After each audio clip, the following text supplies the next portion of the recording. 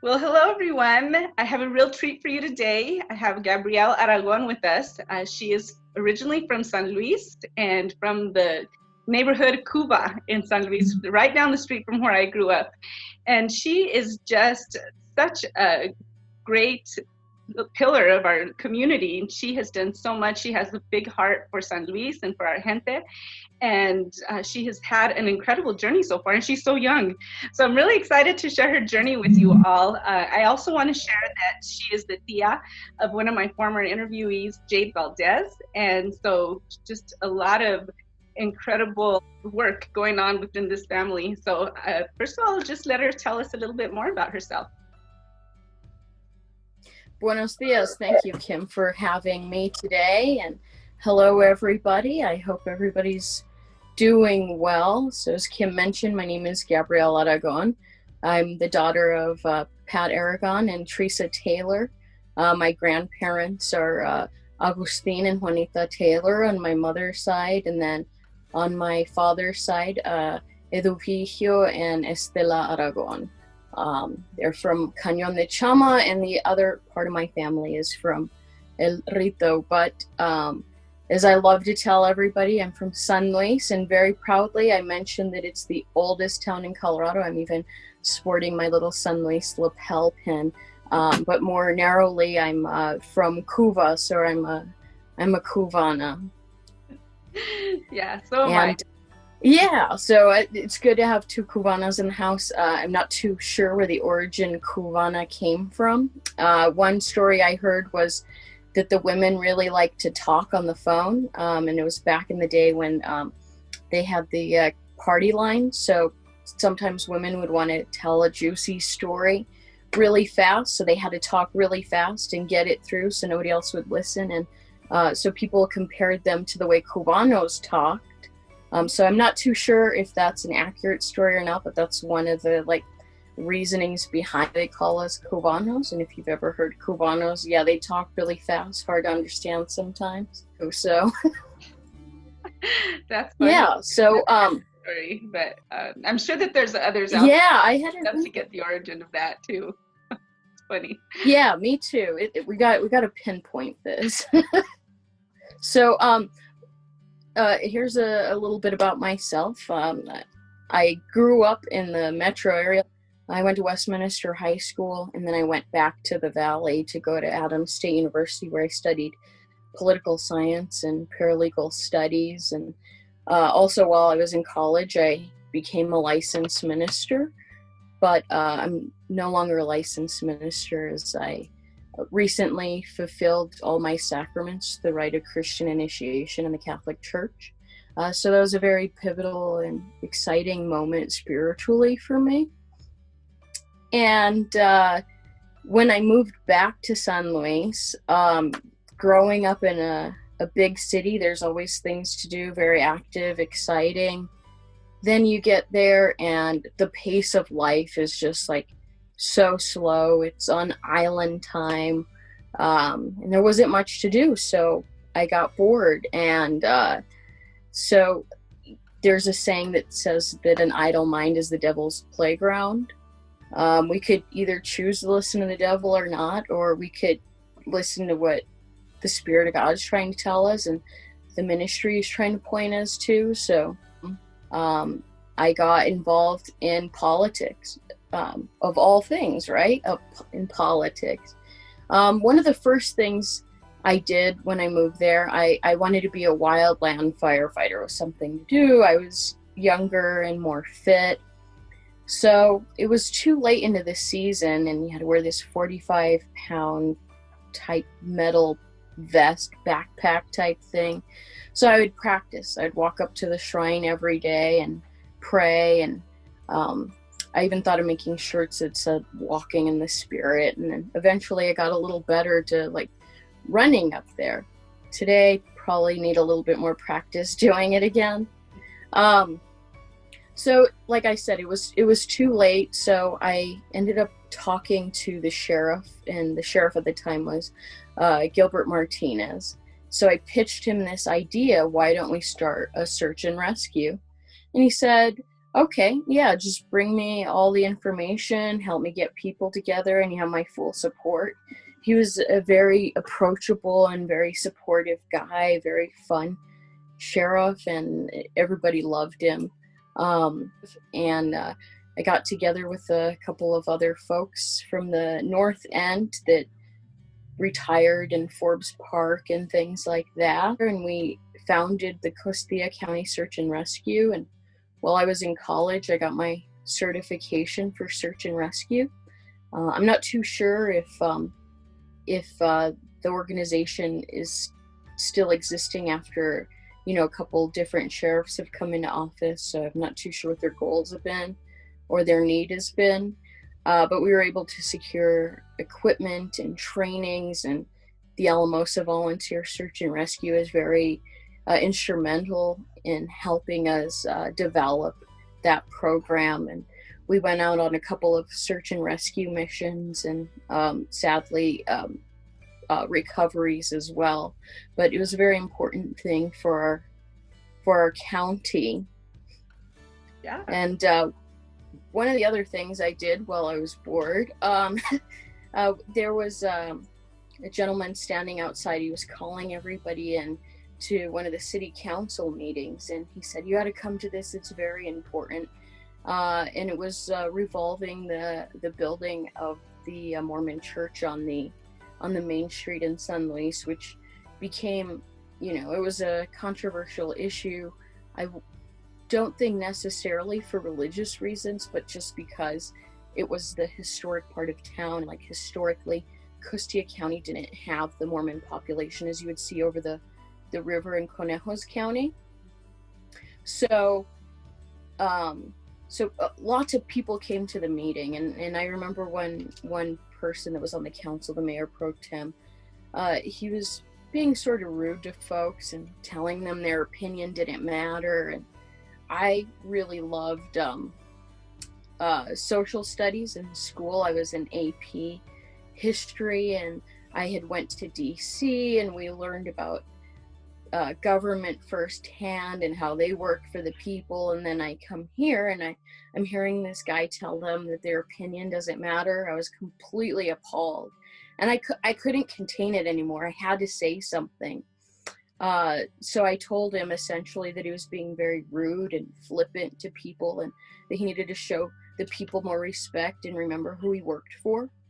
And I would say that at that moment, the way he was treating people, the very people he represented, lit a fire in my belly that hasn't been put out ever since. Yeah, so the city council essentially challenged me. They weren't being sincere about their challenge. They challenged me to join the planning and zoning department if I cared so much about the town, and if I could do a better job, then join it. So I took them up on their offer. I did some research on what planning and zoning was. I was only 18 at the time. Went to the library, studied, used very slow dial-up internet at the time. But I was so passionate about it that I went through all the research, and submitted my letter of intent. The council approved it. A couple weeks later, I think Father Pat Valdez was on the Planning and Zoning Commission with us, and Emerita Romero Anderson of the R&R Market family, and a few other folks were on the board. So they nominated and made me the president of the Planning and Zoning Commission, which led me to helping draft one of our first land use code since 1985. And then we made a comprehensive plan. And one of the things that we tried to ensure was that we instituted protections for acequias. There was a bit of a tragedy. We lost one of our acequias because people weren't really paying attention when the Family Dollar came in, and they literally built right over one of the acequias, so that one was lost forever.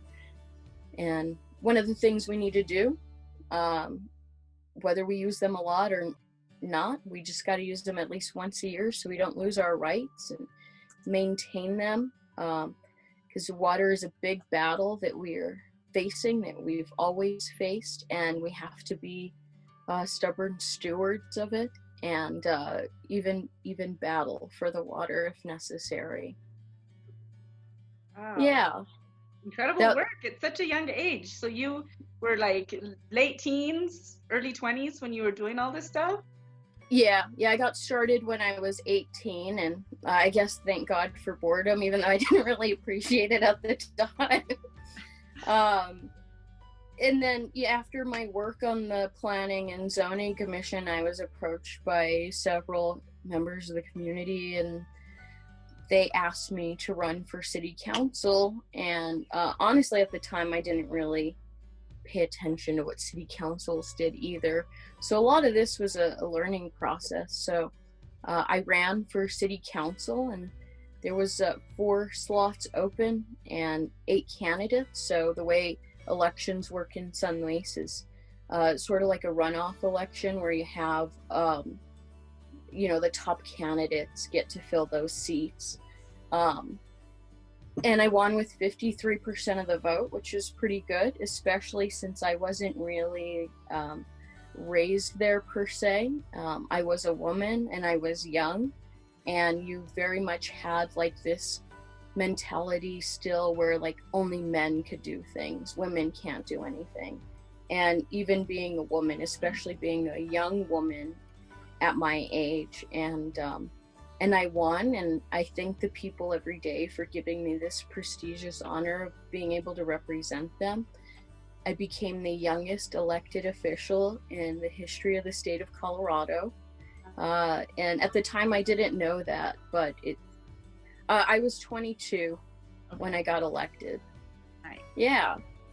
So then my second term I ran again, and I won with 83% of the vote. So my popularity increased, I would say, with just based on the numbers. And I strived every day to try to get things done for the people, things people needed. And we started the groundwork for the park project, where if you drove through there recently, they knocked down the old gym. Lots of people were sad about that. I'm more of a sort of a conservation / preservationist when it comes to history. It's a good mix, not too extreme on either side. But we got the park built. It was beautiful. People came together, literally rolled up their sleeves, volunteered. We got it built in a day. Wow. That was a beautiful thing. We cleaned up the main street. One of the other things we did, it was beautiful. So we helped to introduce affordable housing, so people could be first-time home owners, and they're green homes. So if you go sort of behind Centennial School, we own the town of San Luis owns about 40 acres, and that little section is called La Luz. So that's where people could buy homes. They're affordable. There's grants out there, so it is very affordable, less than $100,000. They could become a homeowner and get free money essentially to buy the house, and they're all green homes. So that was one of the best projects that I helped to bring in and to better people's lives. And I hope that's sort of the legacy I left for the next generation of council people that come in and have that same fire and passion just to continually and incrementally ensure that San Luis thrives economically, socially, spiritually, and that the traditions that our forefathers left us, that they don't get left behind or forgotten or overtaken by newcomers, etc. Absolutely. I always say this, you can take the girl out of San Luis, but you can never take San Luis out of the girl. And I love that the heart and the passion that you have for wanting to see the best in the people and in the town and in our traditions and our history, because I think so many of us, even if we move away, we have a heart for that too, and I think we absolutely yes, we try to do what we can to make sure that continues, because we all consider that home. Lo and behold, it's still exactly. And so I think we all have a vested interest in making sure that everything that you just said continues, that it continues to thrive. And so thank you so much for all the work that you've done. Well, thank you. I'll do it all over again. I'll continue to help, but no matter how far or near I am to the place, I think everybody that's from there has a shared responsibility in ensuring that our language isn't destroyed. You got to teach your kids Spanish. Don't be ashamed of it. You got to teach your kids the traditions of our past, whether you were, for example, part of the mayordomos in the Morada, which my mom's side is, deeply rooted in the mayordomos. My grandpa Agustin was el hermano mayor of the mayordomos de la Morada de San Francisco. So those are the kind of things that my forefathers left me. And I feel that if I don't continue them, I'm letting them down. And, we could have people come in and gentrify us essentially and take our cultures away. But that'll only happen if we allow them to do it. So we have to be able to make sure that we don't allow folks to do that.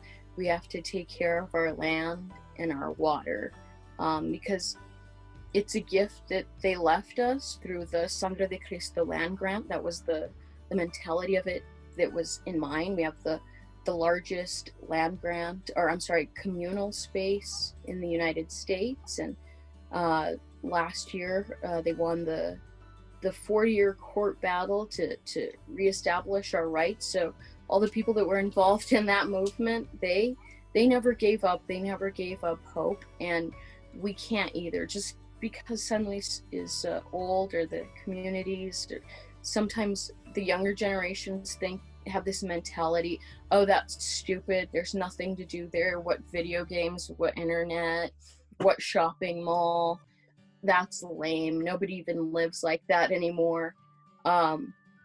We have to break that mentality and show them that it's something to be very proud of. Tenemos que ser muy orgullosos about where we're from, and just be very proud. Don't be ashamed of it. Everywhere I went, I always introduced myself that I represented the oldest town in Colorado, because people don't even know that Costilla County is where Colorado began. Yes. Where if it wasn't for it, we wouldn't have a state. I was at a Democratic dinner last year or the year before, and there was a man there from one of the wealthiest counties in Colorado, very wealthy man, and he was so rude the way he approached me. He's like, "Oh, honorable."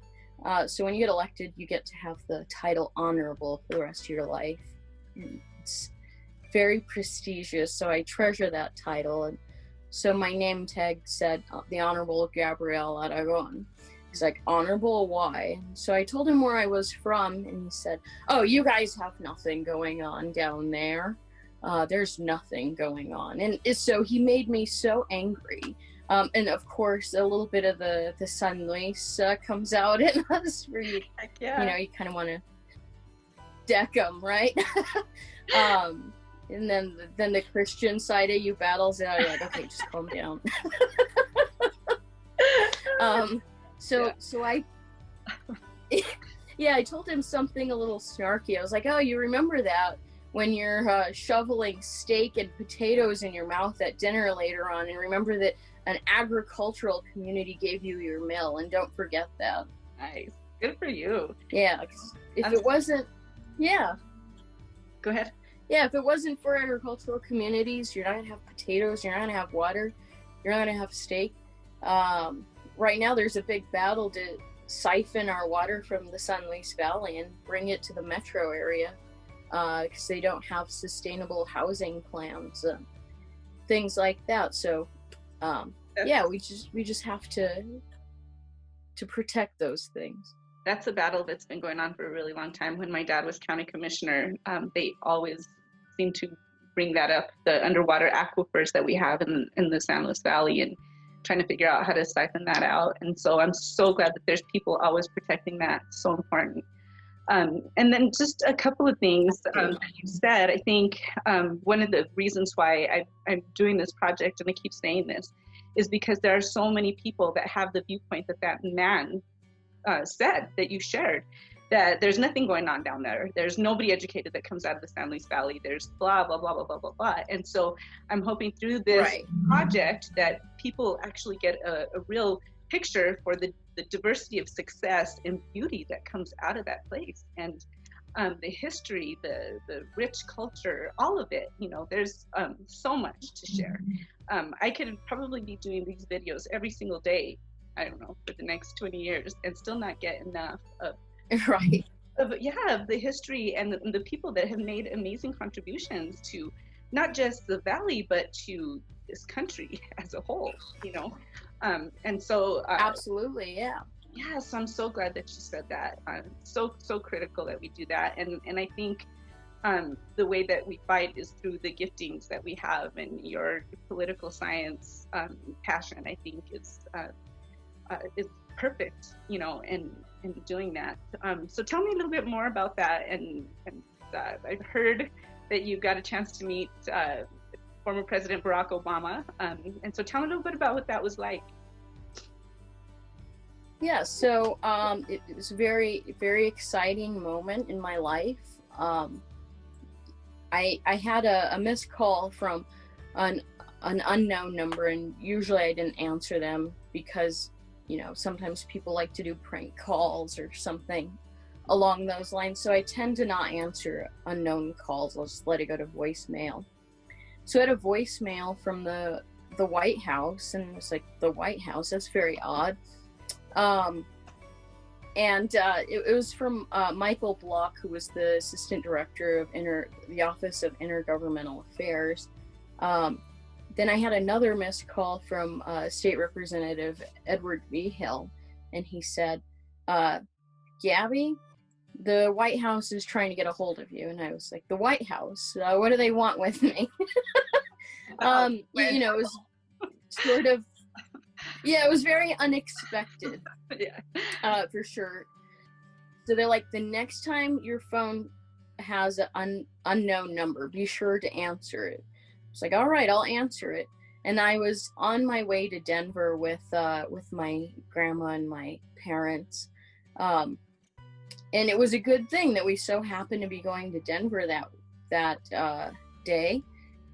And the White House said, oh, the president's going to be down at CU Denver, and he would like to meet with you.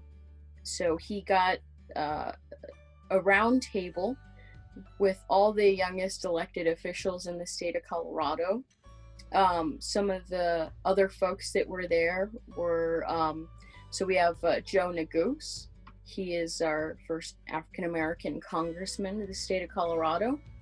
He was there. We have, at the time he was Councilman Paul Lopez, who's now the clerk and recorder of Denver. And then again, our very own Cristina Martinez. She was there as well. At the time, she was our county commissioner. Then we had Crisanta Duran, who became the Speaker of the House for the state of Colorado. Mike Johnston, and a couple other folks that were there. So the President Barack Obama, wanted to meet with us. One, because we're the youngest elected officials in the state of Colorado and some of the youngest people ever elected in this great nation. And he wanted to hear from us about some of the challenges that we were facing. Now, if you look back at that time when I got elected, we were in the midst of the Great Recession. It was on the verge of becoming a Great Depression. it was very, very hard times for folks. When I first got elected, we had $1 million deficit, things like that, and we were able to overcome that. We got out of the $1 million deficit in the midst of the Great Recession, and so we were able to balance the budget and just have a renaissance of positivity. We overcame that. So anyhow, so I got the call. We were on the way to Denver, and I didn't have anything to wear to meet the president. So I had to go to a department store. So I got a suit, and one of the ladies that was helping me out to select a suit, she told me, "Oh, what do you need a suit for?" So I was like, I know this is going to sound strange, but I'm gonna be meeting with the president in the morning. And she's like, "President Obama?" She was so excited. And her story, I'm never going to forget it for the rest of my life. I even get a little emotional, like recounting her story. But essentially what she said was, so she had a master's degree, and she was forced to work in a department store because she struggled so much. She had couple jobs that she had to work just to make ends meet because the recession was so bad. And she started crying, and she told me, "I want you to tell the president, thank you so much for all of his efforts in helping to make the economy better for us, to make it work for us, to make things more fair." And she just told me to encourage him to continue on that path. And so I took her story and I sent the message, and I gave it directly to the president. We met with him above the sports court down at CU Denver, and everybody was sitting down, and all of a sudden we have some Secret Service agents walk in. It's just like the movies. Who knows what they're saying? And it's like, oh, it's a little intimidating. Of course, you have these Secret Service agents walking in, and so at that moment I knew the president was about to walk in because of the volume of Secret Service agents that had come in. And he walks in, and everybody's, opens up big eyes, and everybody stands up immediately. And so he goes around the room and he introduces himself. We know who he is, but he doesn't know us. So I was like, "Hello, Mr. President. I'm Gabrielle Aragón." And he shook my hand, patted me on the shoulder. He's 6'4", so he's a very tall guy. I'm only 5'3", so anybody taller than 5'3" is taller than me. He's pretty tall. Then he sat down directly across from me, and he started asking me questions about some of the issues going on in our community, the challenges, struggles, and what we were doing to better the community, and how the federal government would be able to assist with that, or the White House. And so, like, the American Jobs Act was passed, and we got a lot of projects done within the San Luis Valley. One of them, nice paving that was done, very needed. And it was one of the most amazing moments of my life that we were able to meet with the president. And then after that, I had other occasions where he would come into town, and I would attend some of his speeches and things like that. And so I got to meet the Assistant Secretary of Defense, the Secretary of the Navy, the Secretary of the Air Force.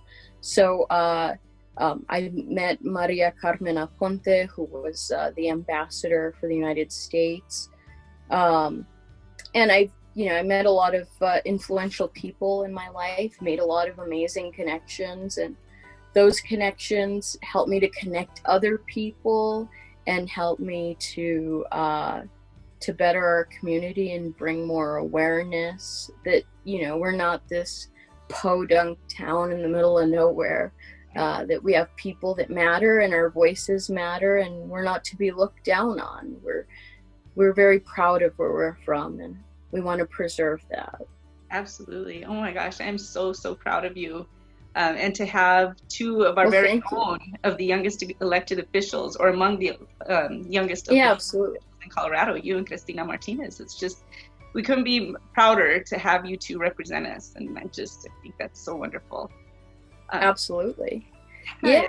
And like I said earlier, you know, think of it, 2 women and 2 young women at that time, you know, we broke a lot of barriers, but you know, we wouldn't have been in that position without, you know, our forefathers, whether they're directly related to us or not, laying down that foundation that kind of cut the brush through so they could help make a path to where we are today. And also the people that put us in office for their faith in us, and hopefully we did them proud. And I definitely believe that this is a ministry that God gave me, and we all face our challenges in our ministry, and it all reminds me of my favorite scripture, which is Romans 5:2-5, and it says, "We glory in tribulation, knowing that tribulation produces perseverance, and perseverance character,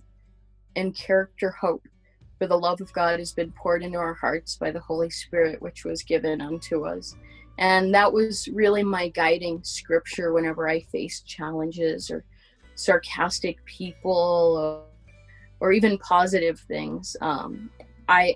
It took a long time to build my faith to know that God works all things out for good, and for his glory. And so I try to do everything I do it for the honor and glory of him, and I do it to try to live out the doctrine that for the dignity of each person.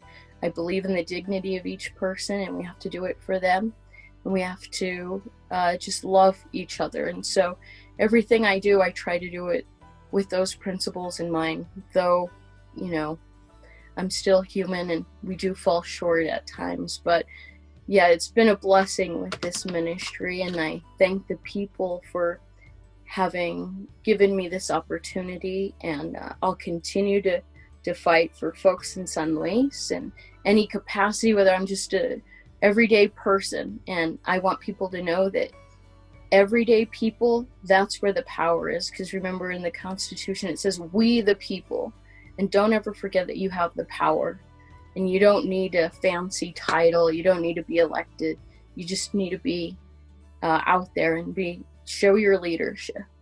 That's right. I love that. That's amazing words to live by. And once again, I'm just so proud of you, and it's been such a pleasure to talk with you and to hear all your stories. You know, it's such a legacy to leave behind, you know, for your family, for our gente, for, you know, for the world, for Colorado. And so the last thing I want to talk about, I guess, is you have an upcoming book. You've got a manuscript that you've written, and so you can share a little bit about that with us. Yeah, absolutely. So it's a book I wrote a couple of years ago, and it introduces a theory that I have mixed with like a quick history guide to the issues surrounding the Sangre de Cristo land grant and the battles that we faced. The title of it right now is called La Guerra de la Tiniebla y la Luz, which means the battle of light and dark. So this book, like I mentioned, talks about, you know, a very quick history of the why behind the why. So we have a lot of folks that may not entirely understand the history, or they don't want to read thousands of pages of people's dissertations, etc., that they've written, or there's not just like a very comprehensive go-to book. And the goal I have for this one is that people it's a very quick read, and if you're from the valley or you're moving into the valley, you gain an understanding of the struggles that we faced. And the reason why I named it La Guerra de la Tiniebla y la Luz is because since the conception of Costilla County, or before Costilla County was even conceived, we have a lot of the same actors in history playing out. They have different names, but they're the same actor. We have people that are constantly after land, constantly after water, etc. And this book highlights that, and highlights just the very quick history, and that's what I hope to get published soon. And I also do travel vlogs. I like to encourage people to travel, and through that I want people to know that you shouldn't really totally focus on material things, because like the Bible says, you're not going to take them to heaven, and your treasures are in heaven. So I encourage people to make memories with their loved ones, to go travel somewhere they've never been, experience a new culture, new food, see the way our brothers and sisters around the world live, all while making those memories. People could take your car, your house, everything away, but they'll never take the memories you made with a loved one. And so that's kind of like the goal behind my travel vlogs that I make. I love that. Well, again, it's been such a pleasure to talk with you today. I learned something new every day from these videos that I've been doing with the people that I've interviewed, and I'm just so proud of you and all the work. Well, thank you. There is I don't want to call it a stereotype, but I'll just say this: the women from San Luis are known for being intelligent and beautiful and for being fiery, and I'll tell you that you embody all of that. And the work thank you. To just preserve the history of who we are and to continue the fight is just such is much appreciated. And so I'm going to ask you to continue the fight. Absolutely. I will do what I can to help you get that book out, because I agree that's very needed document that people should have in their hands at any given moment. And you're right, it should be accessible. It doesn't have to be a dissertation, For sure. It just needs to be something that allows people to get an idea of who we are and what we've struggled with and what we've done in that area for land and water. And so again, it's just a beautiful thing. So absolutely. And everybody that watches this video or any of your videos, I just want to say that everybody has a responsibility to carry on what people left us, and not everybody's going to have the same niche or ministry. You got to lend your talents where you're talented. If you're good with computers, help out the community with your computer knowledge. If you're good at gardening, go help out the community with gardening, or whatever it is. You don't need to have a PhD and be an astronaut or something. God gave you a ministry and talents, and you use them for his people and for his honor and his glory. And so I encourage everyone to do that, because he loves you, and we have to love each other as well, and we show people love through our talents. So I encourage you to do that, and I also ask you to do that. You have to do it. Well, and I couldn't agree more. Beautifully stated. So, thank you. Thank you so much for having me and helping to share my story. I really appreciate it, and this opportunity again. And hopefully I've been able to encourage other folks out there, no matter the age. Absolutely. Oh my gosh. Yeah, anything is possible at any Absolutely. And every. Just have to be willing, for sure. Yeah. Well, thank you again so much, and you have a wonderful rest of your day. And I hope we can stay in touch and work together in some capacity in the future. So. Absolutely. Yeah. You have a blessed day, and we will be working together. So. Good. Okay. Thank you. Bye-bye. Great. Thank you. Bye-bye.